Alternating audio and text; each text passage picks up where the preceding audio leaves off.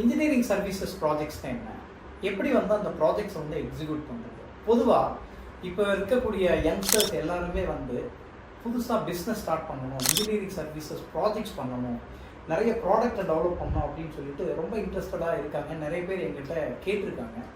So we are also doing some of the engineering services.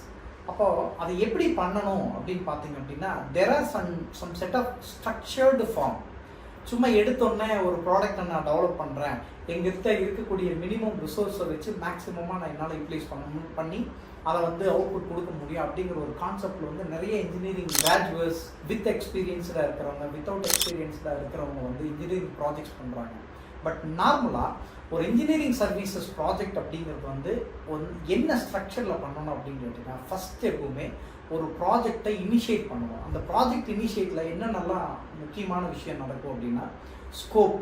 அப்படின்னா ஒரே ஒருத்தர் வந்து ஒரு ப்ராடக்டை டெவலப் பண்ண முடியாது. அப்போ அந்த ப்ராடக்ட் பண்ணுறதுக்கு வந்து நிறைய வெர்டிகல்ஸ் வந்து இன்வால்வ் ஆகிருக்கு. அப்போ என்னென்ன வெர்டிகல்ஸ் இருக்கோ அதை வந்து யாராருக்கு என்னென்ன ஸ்கோப் இருக்குது.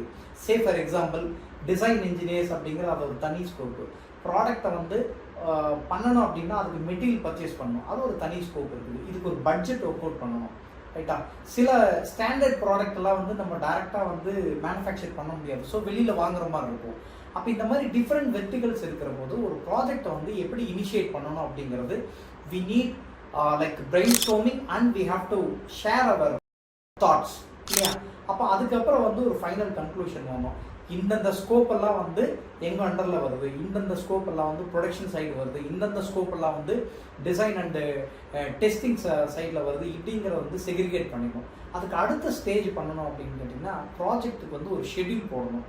எப்போ ஸ்டார்ட் பண்ணுறோம், எப்போ அதை முடிக்கணும் அப்படிங்கிற ஒரு டைம் ஷெட்யூல் போடணும். அதில் வந்து ப்ளஸ் மைனஸ் வேரியேஷன்ஸ் இருக்கும், that is no problem. But அந்த டைம் ஷெட்யூலுக்குள்ளே நான் அட் த மேக்ஸிமம் அந்த டைம் ஷெட்யூலுக்குள்ளே நம்ம முடிக்கிறோமா அப்படின்னு பார்க்கணும். That is very very important. Procurement வந்து லேட் ஆகிடுச்சு, டிசைன் ஸ்டேஜில் லேட் ஆகிடுச்சு, ஃபேப்ரிகேஷனில் சின்ன சின்ன ஃபெயிலூர் ஆகிடுச்சு, மாடிஃபை பண்ணுறதுக்கப்புறம் லேட் ஆகிடுச்சு, that is secondary. But we need a project plan or project schedule. இதுக்கு அடுத்த ஸ்டேஜ் என்ன பண்ணோம் அப்படின்னா, நம்ம ஒரு கான்செப்டே கிரியேட் பண்ணுறோம் அப்படின்னா we need a design phase. அப்போ டிசைன் ஃபேஸில் என்னென்ன ஆக்டிவிட்டி பண்ணுவாங்க? ஃபஸ்ட்டு ஒரு கான்செப்டை கிரியேட் பண்ணுவாங்க, அந்த கான்செப்டை வந்து அடுத்த லெவலுக்கு வந்து டெவலப் பண்ணுவாங்க.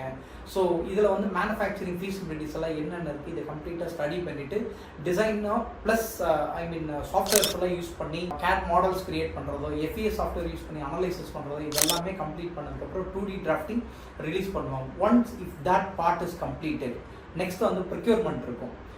ப்ரொக்யூர்மெண்ட்டில் என்ன பண்ணுவாங்க, என்னென்ன மெட்டீரியல் வாங்கணும், என்னென்ன ஸ்டாண்டர்ட் ஐட்டம்ஸ் வாங்கணும், என்னென்ன ஹீட் மெட்டல் ஃபேப்ரிகேட்டட் ஐட்டம்ஸ் எல்லாம் வாங்கணும், அல்லது எதெல்லாம் நம்மளே ஓனாக பண்ண முடியும், இதுக்கு என்னென்ன மெஷினரிஸ் தேவைப்படும், அந்த மெஷினரிஸில் வரக்கூடிய ப்ராசஸ் என்னென்ன இருக்குது, இது எல்லாமே which is comes under manufacturing side. அப்போ மேனுஃபேக்சரிங் சைடு வந்து கிளியர் ஆனால் மட்டும்தான் நெக்ஸ்ட் ஸ்டேஜ் போக முடியும். Once if you got all the product, இமீடியட்டாக என்ன பண்ணுவோம், கோ ஃபார் அசம்பிளி. அப்போ அசம்பிளி போகும்போது என்னென்னா, there are plenty of difficulties you are going to face. சிலது வந்து மேட்ச் ஆகலாம், சிலது வந்து ஓவர் டிசைனாக இருக்கலாம், சிலது வந்து ஆப்டிமம் டிசைனுக்காக கன்வெர்ட் பண்ணுறதா இருக்கலாம், சிலது ஃபிட் ஆகாது, அதை ஃபிட்டாக கன்வெர்ட் பண்ணுறதுக்கு சில ரீடிசைன் பண்ண வேண்டியிருக்கும், டிசைனில் வந்து சம் சேஞ்சஸ் எல்லாம் பண்ண வேண்டியிருக்கணும், again go back to design. அப்போ திரும்ப அந்த மாடிஃபிகேஷன்ஸ் எல்லாம் பண்ணிவிட்டு திரும்ப நம்ம மேனுஃபேக்சர் பண்ணி then finally we can come to the assembly. Once if everything is assembled, அடுத்த ஃபேஸ் என்ன இருக்குது, அல்லது அடுத்த ஸ்ட்ரக்சரில் வரக்கூடிய அடுத்த ஸ்டேஜ் என்ன இருக்குது அப்படின்னா டெஸ்டிங் அண்ட் வேலிடேஷன். அப்போ டெஸ்டிங் பண்ணிவிட்டு டெஸ்ட் பண்ணுற போது நிறைய ப்ராப்ளம்ஸ், நிறைய டிஃபிகல்ட்டிஸ் வரும். ஸோ அட் அ டைமில் எடுத்தோன்னே 100% சக்ஸஸ்ஃபுல்லாக பண்ண முடியுமான்னா நோ, சர்டன் டீவியேஷன்ஸ் வேர் தேர். அப்போ அந்த டீவியேஷன்ஸ் வந்து எப்படி நம்ம சால்வ் பண்ணுறோம்? அவர் மெயின் அப்ஜெக்டிவ்ஸ் இந்த ரிசோர்ஸ் எல்லாம் யூஸ் பண்ணி at the maximum try to reach 100% accurate product.